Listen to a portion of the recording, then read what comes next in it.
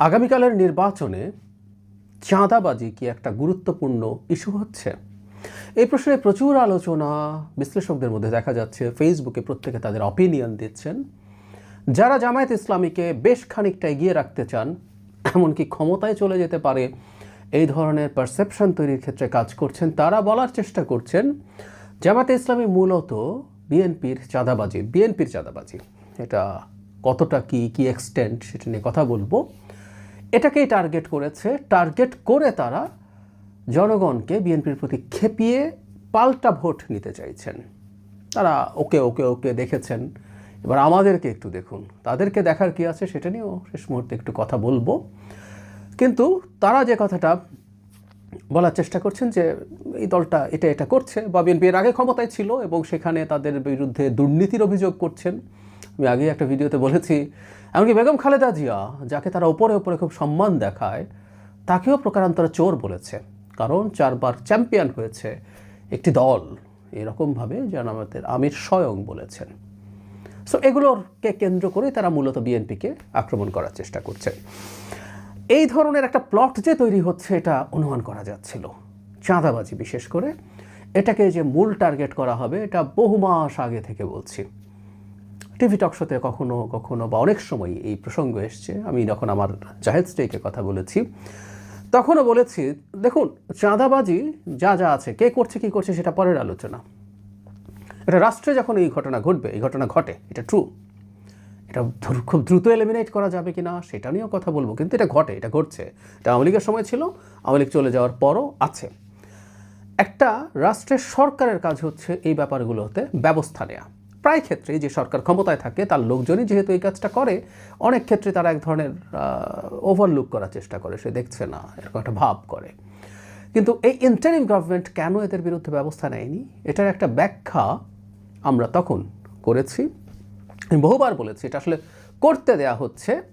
এর মধ্যে যারা এর মধ্যে ইনভলভড হয়েছে, একটা অংশ বিএনপির লোকজন আছে, সত্য অন্যান্য দলের লোকজনও আছে, কিন্তু এই লোকজন থাকাটাকেই একটা ইস্যু বানানো হবে এবং চেষ্টা করা হবে এটার মাধ্যমে বিএনপিকে নির্বাচনের রাজনীতিতে পিছিয়ে দেয়া।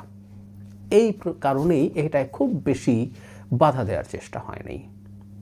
অথচ কথা ছিল সরকার বাধা দেবে এবং সমালোচনা বা আক্রমণ সরকারকে আগে করা হবে। অথচ আমরা দেখেছি বিএনপিকে আক্রমণ করছে জামায়াত ইসলামী, এনসিপি। সো পুরোটা খুব স্ক্রিপ্টেড মনে হয়। তখনও আমাদের এটা মনে হয়েছিল, তখনই এটা উল্লেখ করা আছে। এসবের ভিডিওগুলো যারা দেখেছেন তাদের মনে থাকার কথা। এখন প্রশ্ন হচ্ছে, চাঁদাবাজি কি একটা বিরাট ইস্যু হয়ে দাঁড়াচ্ছে? মানে কেউ বলার চেষ্টা করছেন, বিশেষ করে তরুণ ভোটাররা ভোটার হওয়ার পর থেকেই দেখছেন বিএনপির লোকজন চাঁদাবাজি করছে, তাই তারা এবার সমানে গিয়ে জামায়াতকে ভোট দিয়ে দেবেন, বা অন্য ভোটাররাও। আচ্ছা, আমি একটা প্রশ্ন এভাবে যদি করি, ধরে নিলাম তর্কের খাতিরে সারা দেশে চাঁদাবাজি হচ্ছে, বিভিন্ন জায়গায় বিভিন্ন পর্যায়ে চাঁদাবাজি হচ্ছে, এবং তর্কের খাতিরে ধরে নিলাম সবাই বিএনপির লোকজনই চাঁদাবাজি করছে, জামাতের লোকজন কোনো অপরাধ করে না, এনসিপির লোকজন অপরাধ করে না, ধরে নিলাম, এগুলো ধরে নিলাম বলছি, তারাও করেন, যথেষ্ট পরিমাণ তথ্যপত্র পত্রিকায় আছে। তাদের দল ছোট, সংগঠন ছোট, তাই তাদের সংখ্যাও কম। কিন্তু আমি ধরে নিলাম তর্কের খাতিরে সব বিএনপি করছে, তারা তাই বলার চেষ্টা করছেন। তাহলে আমার মনে একটা প্রশ্ন জাগে, শতভাগ সিটে বিএনপি হেরে যাবে না কেন? জামায়াত এনসিপি জোট কেন শতভাগ সিটে জিতবে না? 300 সিটে তো তাদের জিতে যাওয়া উচিত। বিএনপির সকল চাঁদাবাজিতে এতই অতিষ্ঠ মানুষ একটা সিটেও কেন বিএনপিকে ভোট দেবে? মানুষ তো ভালো থাকতে চায়, এটা তো সত্য। যারা চাঁদাবাজি করছে, উল্টো পাশে সৎ লোকের শাসন, সৎ লোকরা এসে মানুষকে স্বর্গে নিয়ে যাবে, একটা সিটও কেন জিতবে? আমি আপনাদের কারো যদি এই ধরনের কোনো এই প্রশ্নটা জবাব থাকে, আমি এক্সপেক্ট করব জামাতি বটরা অন্যরা গালিগালাজ করবেন, কিন্তু যদি জবাব থাকে জবাবটা একটু দেবেন। একটা সিটও জেতার কারণ নেই। এখনও তারা এটা বলে টলে কোনো রকমে 151 মেলানোর চেষ্টা করছেন। খুব বড় প্রভাব এটার পড়বে না। এটার একদম প্রভাব নেই আমি সেটা বলছি না, খুব বড় প্রভাব পড়বে না। কেন পড়বে না? আমরা খেয়াল করব, এই যে ঘটনা এক্সটর্শন, চাঁদাবাজি আমাদের আবহমান কাল থেকে আছে। মাত্রা ব্যাপ্তি বেড়েছে, দেশের অর্থনীতি বড় হয়, মানুষের সক্ষমতা বাড়ে, ফলে এর পরিমাণও বেড়েছে, এটাও ফ্যাক্ট, এটা বাড়ে। কিন্তু যেটা হয়, আমাদের যেহেতু ইনফর্মাল ইকোনমি প্রধান, আমাদের ফর্মাল ইকোনমির তুলনায় 85% বেশি। তখন যেটা হয়, এই ইনফর্মাল ইকোনমির মেনটেনেন্সের জন্য এরকম একটা স্ট্রাকচার লাগে, যেখানে রাজনৈতিক দল, প্রশাসন, পুলিশ সবাই মিলে একটা নেক্সাস তৈরি হবে এবং এটাকে মেনটেইন করবে। এটা ভালো ব্যবস্থা আমি তা বলছি না, এটা রিয়ালিটি।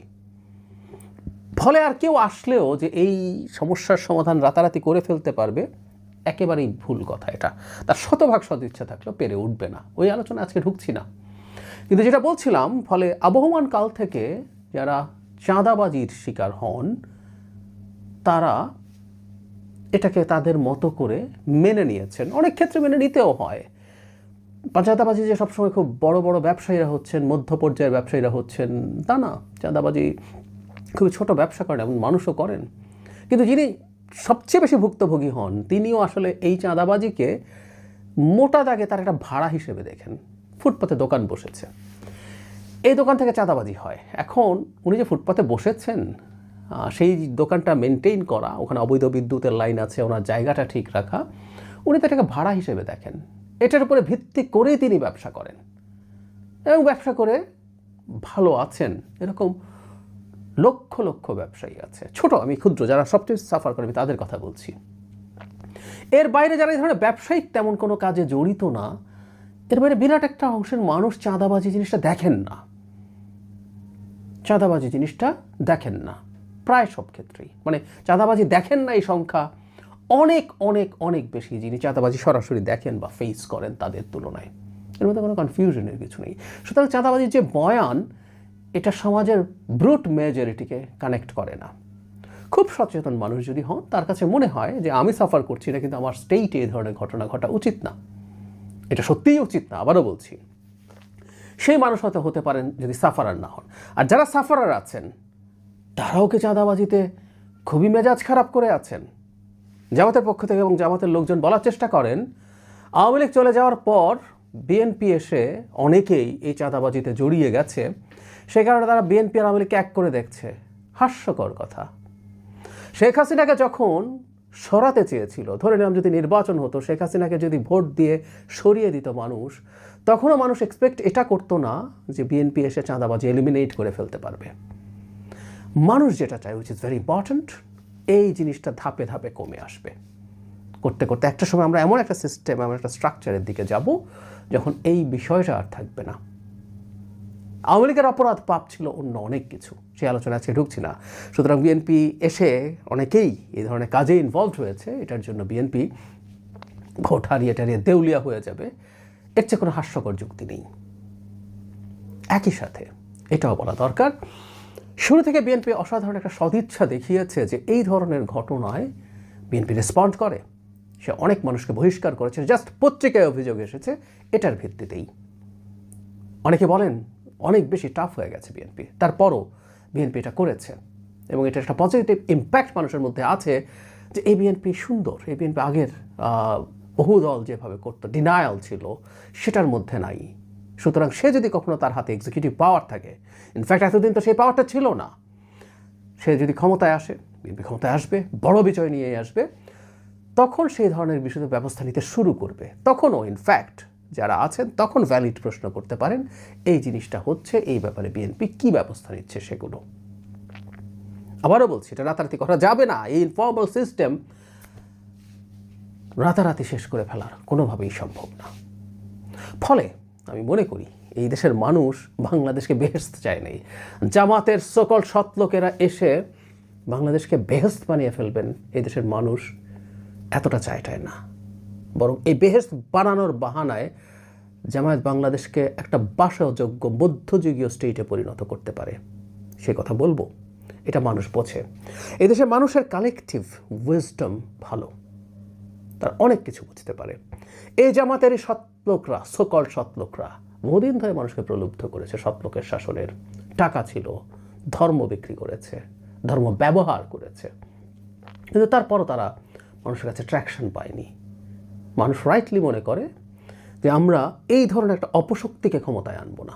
হ্যাঁ, আমরা দুর্নীতিমুক্ত হতে চাই, অ্যাটলিস্ট দুর্নীতি যত কমতে পারে হয় সেটা চাই, আমরা সুশাসন চাই, কিন্তু সেটার বিনিময়ে ওই রকম কিছু হবে তা না।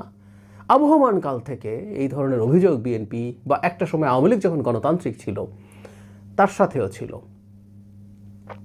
কিন্তু মানুষ তাদেরকেই বেছে নিয়েছে। 2001 সালে যতগুলো সিটে বিএনপি জামাতকে ছেড়ে দিয়েছিল তাতে বিএনপি মানে তাতে জামাতে জিতে আসার পার্সেন্টেজ 58%, আর বিএনপি যতগুলোতে কন্টেস্ট করেছে তাতে তার জিতে আসার পার্সেন্টেজ 78%। জামাতের এত ভালো এত শক্ত লোক থাকার পরও বিএনপির সাথে জোট করে বিএনপির ভোট পেয়েও তাদের পাশ করে আসা জিতে আসার পার্সেন্টেজ এত কম কেন?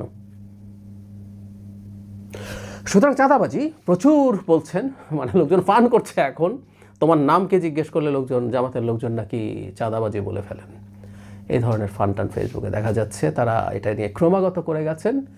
কিছু কিছু মানুষের মধ্যে খানিকটা ট্র্যাকশন পেয়েছেন, কিছুটা প্রভাব নির্বাচনে পড়বেও। কিছু সিটের ক্ষেত্রে যেসব জায়গায় সব অনেক বেশি হয়েছে এবং মানুষ কোনো না কোনো ক্ষেত্রে যদি এই ন্যারেটিভ নিয়ে থাকে, সেই ক্ষেত্রে কয়েকটা কিছু সিটের ডিসিশন তাদের পক্ষে যাওয়ার প্রবণতা তৈরি হতে পারে।